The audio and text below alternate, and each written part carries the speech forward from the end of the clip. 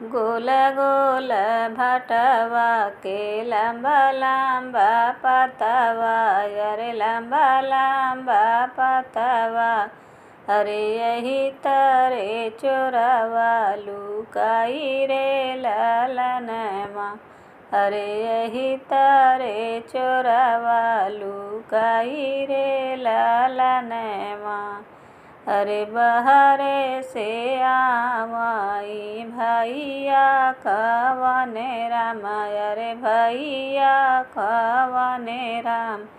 अरे धैली है चोरवा के बाहरे ललनमा, अरे धैली है चोरवा के बाहरे ललनमा।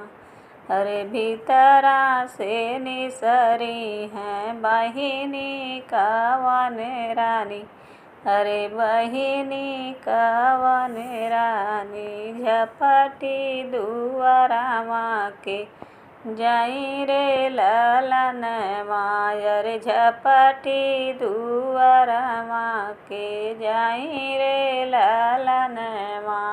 अरे धीरे से पकड़ा भैया चोरवा के बहिया, अरे चोरवा के बहिया।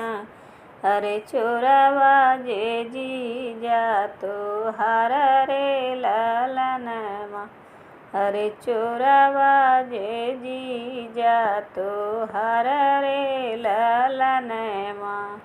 अरे जाऊँ हम जनत्यू बहिनी जीजाई होई है चोरवा, अरे जाऊँ हम जनत्यू बहिनी जीजा होई है चोरवा, अरे जीजा होई है चोरवा।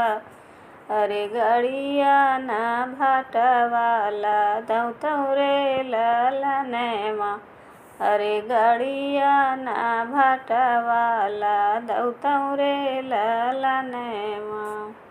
अरे गोल गोल भटवा के लंबा लंबा पतवा, अरे लंबा लंबा पतवा।